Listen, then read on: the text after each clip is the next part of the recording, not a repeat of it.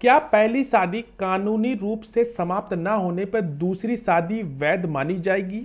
क्या दूसरी शादी अवैध होने के बावजूद पत्नी भरण पोषण का दावा कर सकती है? ये सारी जो क्वेरी आप लोग के मन में जो भी डाउट रहते हैं वो आज के वीडियो में क्लियर होने वाला है, क्योंकि हाल ही में सुप्रीम कोर्ट का एक लेटेस्ट जजमेंट इसी टॉपिक पे आया है, जहां सुप्रीम कोर्ट ने यह कहा कि पहली शादी कानूनी रूप से भंग न होने पर भी पहले पति से अलग हुई पत्नी दूसरे पति से भरण पोषण का दावा कर सकती है। नमस्कार दोस्तों, स्वागत है आपका हमारे चैनल में। आज हम लोग बात करेंगे सुप्रीम कोर्ट का एक लेटेस्ट जजमेंट जो कि फरवरी 2025 को आया। यह जजमेंट 5 फरवरी 2025 का है, जहां सुप्रीम कोर्ट ने फैसला सुनाया कि महिला अपने दूसरे पति से यानी कि सीआरपीसी की धारा 125 के तहत भरण पोषण का जो दावा करने का हकदार है, भले उसकी पहली शादी कानूनी रूप से भंग ना हुई हो। कोर्ट ने स्पष्ट किया, तलाक औपचारिक आदेश अनिवार्य नहीं है। अगर महिला और उसका पहला पति आपसी सहमति से अलग होने के लिए सहमत है तो कानूनी तलाक ना होने पर भी उसे अपने दूसरे पति से भरण पोषण मांगने से नहीं रोका जा सकता।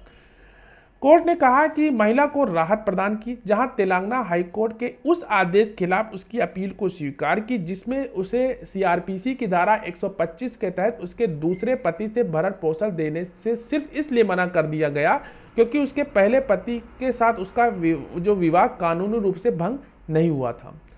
न्यायालय ने कहा कि सीआरपीसी 125 के तहत भरण पोषण का अधिकार पत्नी द्वारा प्राप्त लाभ नहीं है, बल्कि पति द्वारा निभाया जाने वाला कानूनी और नैतिक कर्तव्य है। न्यायालय ने कहा कि धारा सीआरपीसी में 125 के सामाजिक कल्याण उद्देश्य को ध्यान में रखते हुए व्यापक व्याख्या की आवश्यकता है।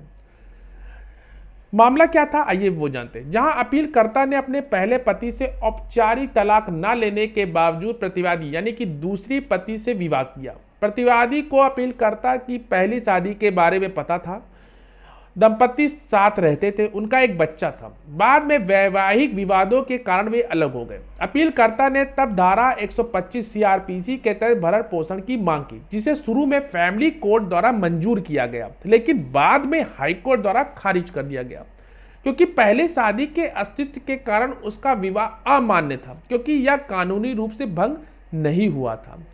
प्रतिवादी दूसरे पति ने अपीलकर्ता की भरण पोषण की याचिका का विरोध करते हुए तर्क दिया कि उसे प्रतिवादी की पत्नी नहीं माना जा सकता क्योंकि उसका पहला पति के साथ कानूनी रूप से विवाह था।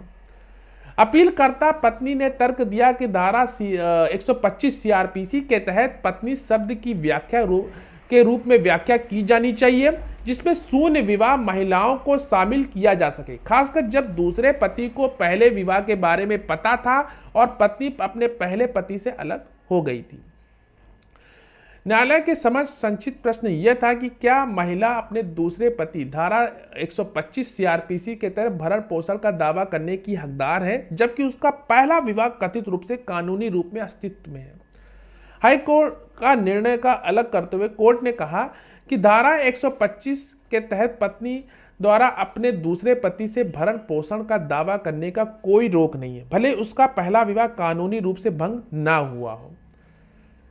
अदालत ने कहा कि दो अन्य प्रासंगिक तथ्यों पर विचार किया जाना चाहिए। सबसे पहले, यदि प्रतिवादी मामला नहीं है तो उसे सच्चाई छिपाई गई या वास्तव में फैमिली कोर्ट ने विशिष्ट निष्कर्ष निकाला कि प्रतिवादी को अपीलकर्ता की पहली शादी के बारे में पूरी जानकारी थी, इसलिए प्रतिवादी ने जानबूझकर अपीलकर्ता के साथ एक बार भी नहीं बल्कि 2 बार विवाह किया। जब दूसरे अपीलकर्ता ने इस न्यायालय के समक्ष अपने पहले पति के साथ अलगाव का समझौता ज्ञापन रखा।